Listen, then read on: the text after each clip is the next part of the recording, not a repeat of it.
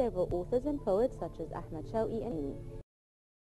He's famous for his journeys to Switzerland, Italy, Egypt and Saudi Arabia. He registered and wrote down all he went through his journeys. His most famous books are The Blazers, Why Have the Muslims Fallen Behind Whilst the Others Have Made Progress, Gentle Smiles, The Arabs' Battles, Unity, Islamic World and others. He's known as the Prince of Knowledge because of the several books he wrote throughout his life. He's considered one of the great Muslim scholars in the Arab world.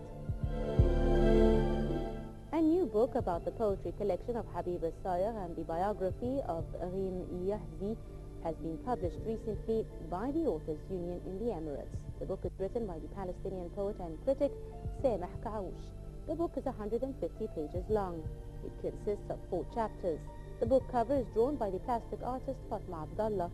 It is worth noting that this book is the author's 6th book.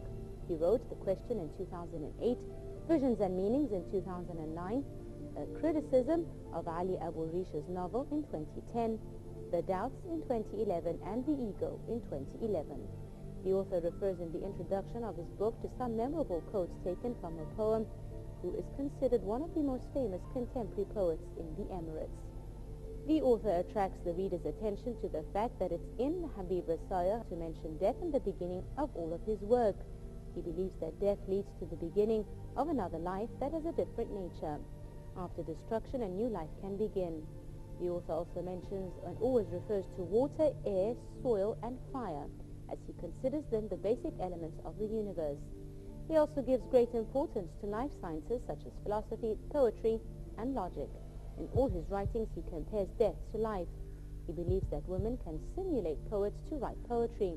He refuses all postulates and believes he can achieve immortality through his poetry. He thinks that's how he can conspire against life. In the 2nd chapter of the author mentions the struggles he's faced throughout his life. One of these struggles was his inability to live and mingle with people. He just can't accept things the way they are, and he can't hold the very values his people cherish. He always believes that poets have every right to enjoy freedom of expression, speech and choice.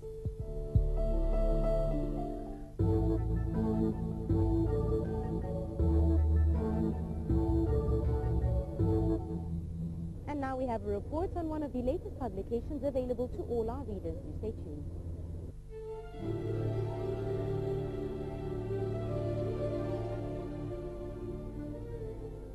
The Pharaonic Civilization. This book gives important ideas about the civilization of ancient Egyptians, which is considered to be the oldest one by man. The Pharaonic civilization really explores how Egypt is the cradle of human civilization. In fact, this book is necessary for every Egyptian to read, to know the glory of the past of their country, and to be proud of it, and to recognize its graces and achievements over other nations.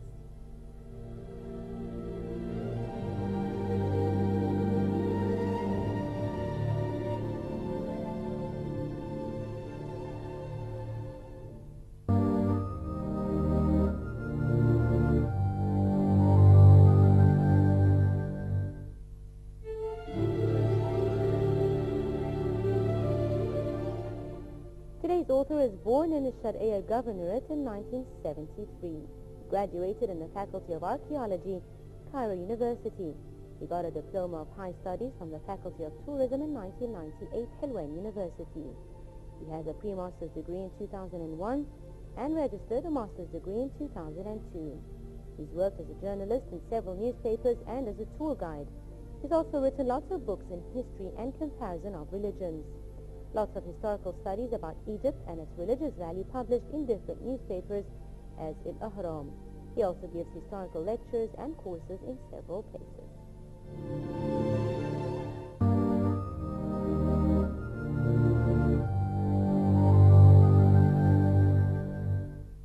Thanks for your generous invitation to me, and I would like to show you my favorite box.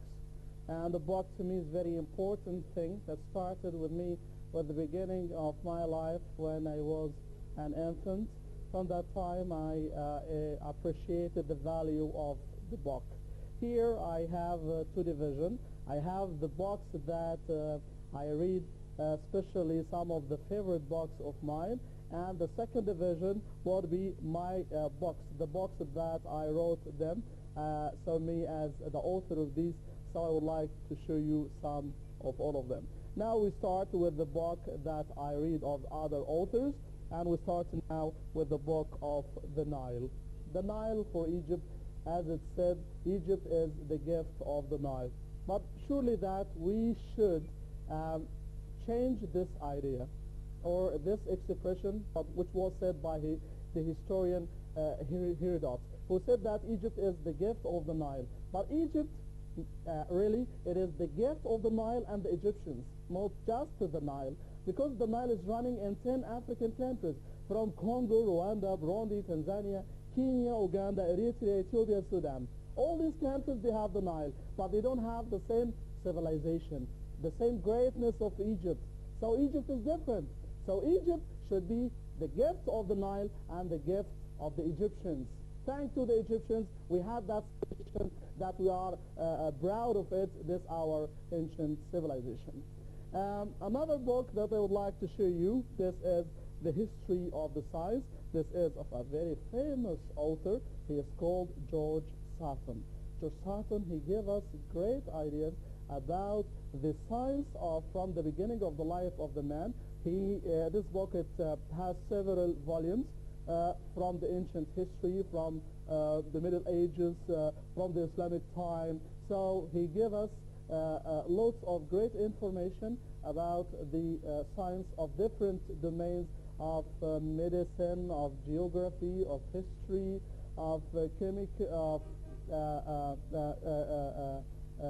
chemical, of physics, lots of great things that is giving us. And also this man appreciating the works of the Arab scientists during the history.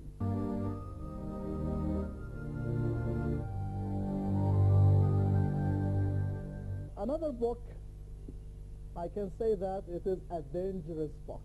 It's not a normal one. This is the book of the Talmud. Talmud, this is the second holy book for the Jews.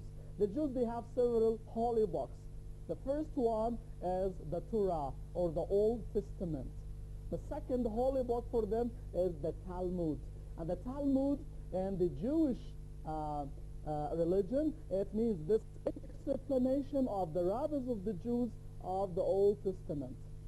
In this book, the Jews, they have lots of bad ideas of this book.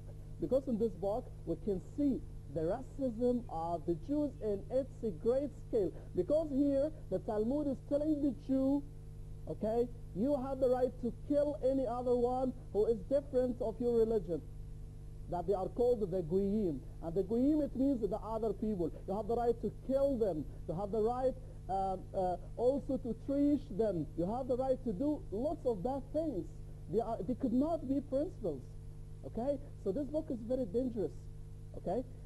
So I think that book, we should know lots of things about it, and to know that the Jews, they use lots of principles that they are mentioned on that book. Again, it is the book of the Talmud. Another book, now it is the Encyclopedia of the Religions. This book of Zinner. Zinner, he is giving us information about all the religions, the heavenly religions, especially the three religions, Judaism, Christianity, and Islam. These are the heavenly religions. The second division of him, they are the religions that they were made by the man. Just to give us the difference between such religions, okay, that they are revealed by God to the man, that they came to us by the prophets, that we believe in them, all the people, whether they are Christians, Jews, or Muslims. On the other side, the other religions that they were made by the man, to know the difference of them.